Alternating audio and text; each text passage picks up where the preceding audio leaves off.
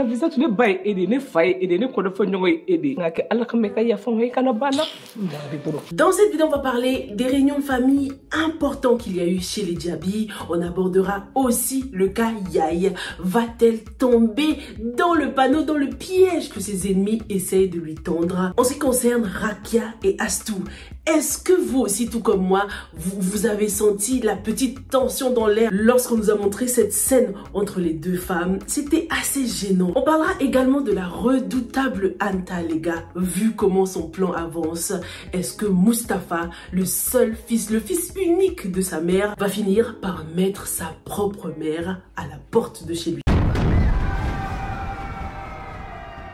Bonjour à tous et bienvenue sur Yeri TV, je m'appelle Sylvia et sur cette chaîne, je fais des revues, des débriefs et des analyses de films et séries afro. Donc si c'est quelque chose qui t'intéresse, abonne-toi, active la cloche pour ne pas rater le prochain débrief de la série Polygamie, la série du moment. Juste une petite annonce avant de commencer, je fais ma petite pub les gars, je recherche des couturiers ou des couturières en ce moment pour travailler dans mon atelier de couture qui se situe à ACI 2000. Donc si vous êtes intéressé ou si vous connaissez quelqu'un qui recherche du travail dans le domaine de la couture, n'hésitez pas à me contacter par mail car j'aurai quelque chose d'intéressant à vous proposer. Merci beaucoup d'avance. Diaby a enfin eu le courage de faire ce qu'il devait faire depuis bien longtemps, avouer toute la vérité à sa famille concernant son passé, un passé terrible qui aujourd'hui a des conséquences dans le présent, dans la vie de plusieurs personnes. Faut dire qu'il était temps, franchement, il était temps que Diaby assume ses responsabilités. Merci à Mustapha qui l'a un peu encouragé, boosté. Mustapha a vraiment bien joué son rôle d'ami parce que sans lui, Diaby n'aurait jamais eu le courage de venir affronter sa famille comme ça. Il avait besoin de ce soutien-là. C'est une petite parenthèse, mais ça montre à quel point l'amitié entre hommes peut être important quand même. Lorsqu'on fréquente les bons amis, bien sûr. Mais est-ce que cette réunion de famille a changé quelque chose au final? On dirait que ça n'a pas changé grand-chose. Au contraire, on dirait que ça a même aggravé la situation, aggravé les conflits. Diaby a peut-être soulagé un peu sa conscience, mais sa famille reste plus que jamais divisée. Astou n'est pas vraiment apaisée en fin de compte. Elle a toujours autant de colère en elle et bien sûr on la comprend. Astou, prend le temps qu'il te faut. Franchement, je ne souhaiterais à personne de se retrouver dans ce genre de situation. Nafi, de son côté aussi, continue à en vouloir à sa sœur malgré tout ce qu'elle sait maintenant. Bintou est la victime dans cette histoire, mais on dirait que sa sœur Nafi ne l'accepte pas. J'ai vu un commentaire très intéressant. C'est celui de Adiatou qui dit que je trouve la réaction et le comportement de Nafissatou envers Bintou injuste. Ton mari abuse de ta sœur que tu as accueillie chez toi jusqu'à elle tombe enceinte, mais elle décide de garder le secret pour sauver ton mariage et là tu dis ne pas vouloir la pardonner alors que c'est elle la victime. Pourtant tu restes marié à Diaby qui t'a avoué vis-à-vis qui t'a marié par dépit. Tu exagères vraiment. Et quelqu'un a même répondu, la personne a dit c'est toujours comme ça, pour rester dans leur mariage. Elles accusent tout le monde sauf le mari. On lui donne toujours une excuse. Non mais je te jure, cette dernière scène lorsqu'on voit Bintou par terre comme ça face à ces deux hommes, les deux hommes qu'elle déteste le plus au monde, on l'imagine, ces deux hommes qui lui ont bousillé sa vie, c'est triste. Nafi est plus en colère envers sa sœur qu'envers son mari quoi. L'erreur de Bintou a été de garder ce secret depuis aussi longtemps. Non, Bintou. L'acte de Diaby prouvait déjà que ce n'était pas un homme bien. Donc ce n'était pas la peine de garder ce secret pour sauver un mariage qui n'a pas du tout commencé sur des bases solides quoi. J'éprouve beaucoup de peine pour Bintou. Elle essaye toujours de relativiser, de faire comme si de rien n'était. On a vu la scène du petit déjeuner entre elle et Astou. Astou n'est pas prête à tourner la page. Personne n'est prêt à tourner la page. Bintou se retrouve un peu seule contre tous aujourd'hui. Tout ça par amour pour sa sœur. Franchement, les hommes s'en sortent un peu trop bien dans cette histoire de polygamie là, c'est pas possible. Regardez Adama Souma, le mec il a la chance d'avoir une femme qui le soutient malgré son infidélité. Oumou Souma a décidé de stand beside her man no matter what. Elle a décidé de subir les humiliations avec son mari. C'était humiliant de venir chez les Diaby comme ça pour trouver une solution, surtout que les Diaby envisagent de porter plainte. Lorsque Ousmane Diaby a parlé de porter plainte là, j'ai pensé au crime que lui avait fait également. Comme je vous ai dit, Ousmane Diaby il a perdu perdu toute crédibilité hein, pour moi. Aujourd'hui, quelqu'un d'autre est venu détruire, voilà, la vie de ta fille, entre guillemets. Ça te rattrape aujourd'hui. Mais le personnage qui m'intéressait le plus pendant toute cette scène, c'était Oumou Souma. Je me demandais si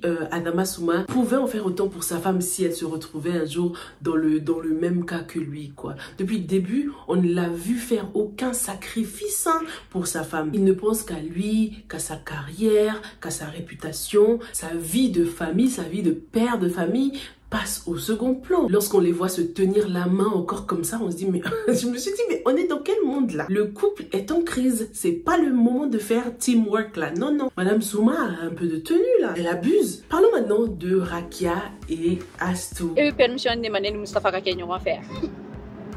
Provocation ou autorisation? Lorsque j'ai vu Rakia débarquer comme ça pour parler avec Astou, je me suis dit bon, est-ce qu'elle est venue la provoquer, la narguer là ou c'est comment? J'ai ressenti une petite gêne quand même au premier abord, mais au fur et à mesure on se rend compte que Rakia c'est juste une femme amoureuse qui souhaite faire les choses bien. Elle n'était clairement pas obligée de venir voir Astou pour lui demander sa permission. Donc malgré son côté fofolle, gamine, c'était quand même assez mature de sa part. Je pense que c'était également un moyen de s'assurer qu'il n'y avait plus rien entre Astou et Moustapha hein, pour être sûr que rien ne l'empêcherait d'être en couple avec l'homme qu'elle aime. Parce qu'on sent très bien qu'il y a encore un lien fort entre Moustapha et Astou. De toute façon, ils sont liés à vie, ils sont frères et sœurs. En plus, ils seront amenés à se voir beaucoup plus souvent maintenant.